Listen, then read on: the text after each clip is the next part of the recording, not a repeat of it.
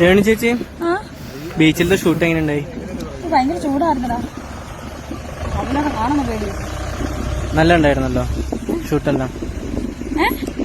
ഷൂട്ടെല്ലാം നല്ലതുണ്ടായിരുന്നു. പക്ഷെ എനിക്ക് വെയിൽ കൊള്ളാൻ പറ്റുന്നില്ല, മുഖം എല്ലാം കരിവാളിച്ചു. പണ്ട് അടുപ്പ് ഊതി കഞ്ഞിയും ചോറും വെച്ച സ്ത്രീയാണെന്നിപ്പോ വെയില് കൊള്ളാൻ പറ്റൂല എന്ന് പറയുന്നത്. കാലം പോണ ഒരു പോക്കെ. എല്ലാം സ്തുതിയേട്ടന് വേണ്ടിയാണ് ഇതൊക്കെ പറയുന്നത്.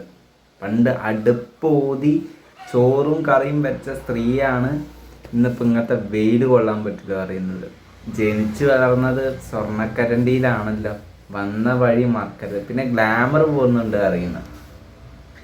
എടുത്തല്ല നിങ്ങളെ പണ്ടത്തെ ആ ഒരു കോലം മറന്നിട്ട് തന്നെയാണോ നിങ്ങളിങ്ങനെ പറയുന്നത്?